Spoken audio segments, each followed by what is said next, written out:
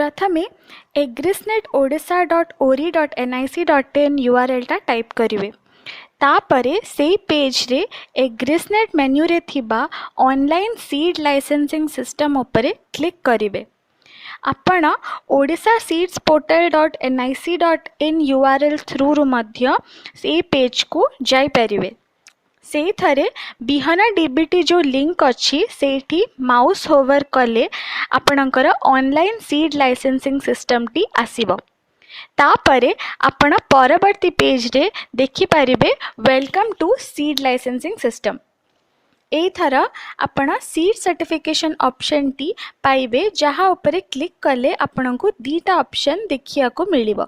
गोटे होची स्टेट आ गोटे डिस्ट्रिक्ट।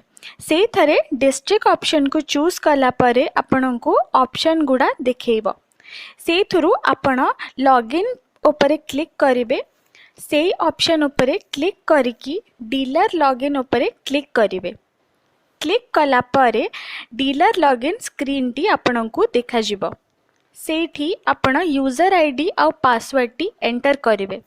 मने रखंतु एटा से यूजर आईडी और पासवर्ड जोटा सीड लाइसेंसिंग सिस्टम रे ऑलरेडी रजिस्टर हे सारिची। एतिकी कला परे लॉगिन बटन उपरे क्लिक करिवे। तापरे आपणकर होम पेज टी आसी जिवो।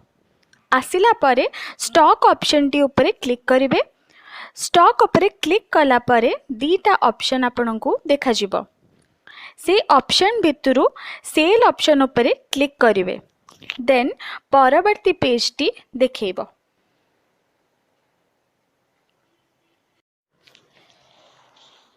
आपण एठी फार्मर आईडी को एंटर करिवे।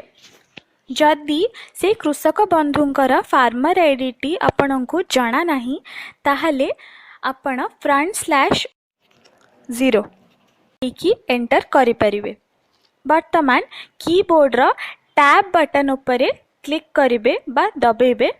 देन आपनकु डिटेल्स टा एठी देखेइबो। वर्तमान कन्फर्म बटन उपरे क्लिक कले आपनकु financial year, season, crop name, crop variety एठी चूज करबा को पड़िबो। चूज कला परे आपण एठी बैग टा एंटर करिवे। मने रखंतु ए बैग रो माने आपण केते बस्ता बिहना बिक्री करबा को चाहुचंती। OSSC सिलेक्ट कला परे एठारे धरंतु आमे 2 देलु। ऐड बटन उपरे क्लिक करिवे। एबे आपणकु डाटा सेव्ड सक्सेसफुली मेसेज टे शो करिवो। जदि आपणकु किछि चेंजेस करिवार अछि ताहले डिलीट बटन उपरे क्लिक करिवे आ पुणी थरे डिटेल्स गुडा एंट्री करिवे। जदि आपणकर गोटेरु अधिका वैरायटी ऐड करबा को चाहुचंती देन सबु डिटेल्स गुडा को पुणी थरे एंट्री करि सारला परे ऐड बटन उपरे क्लिक करिवे। सबु सरिला परे सेव बटन उपरे क्लिक करिवे।